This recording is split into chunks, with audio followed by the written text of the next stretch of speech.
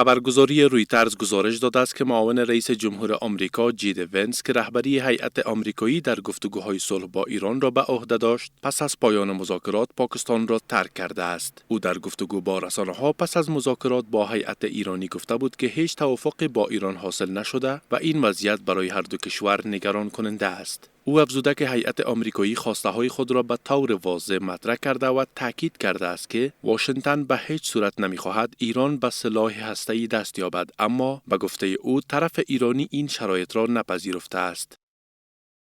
We have been at it now for 21 hours and we've had a number of substantive discussions with the Iranians. That's the good news. The bad news is that we have not reached. پس از 21 ساعت گفتگو اختلاف‌ها همچنان پابرجاست. ما با طرف ایرانی درباره مسائل مهم و جدی گفتگو کردیم. این خبر خوبی است. اما خبر بد این است که به هیچ توافق نرسیدیم و به نظر من این برای ایران بیش از آمریکا خبر بد است.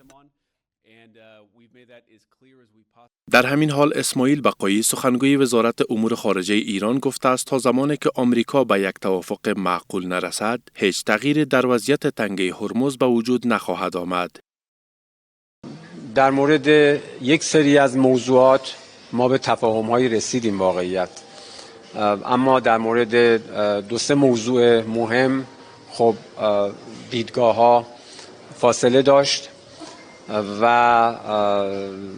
نهایتاً منجر به توافق نشد این گفتگوها. هم نیروهای مسلح دستشون رو ماشه است و هم دستگاه دیپلماسی حتماً کوچکترین موردی رو مراقبت میکنه که به موقع پاسخ داده بشه. علاوه بر این، اسحاق دار وزیر امور خارجه پاکستان میگوید که گفتگوهای آمریکا و ایران ادامه خواهد داشت.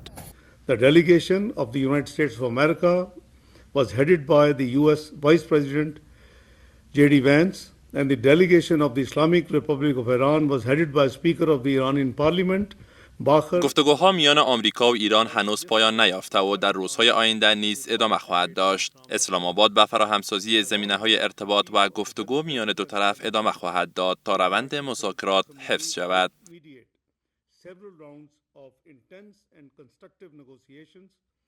We need that rotor crate up front now.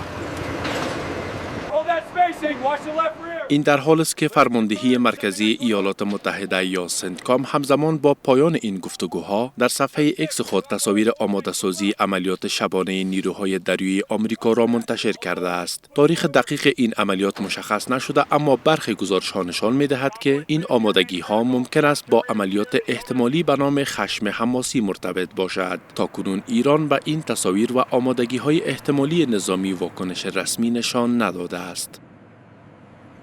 Get that hose secured now.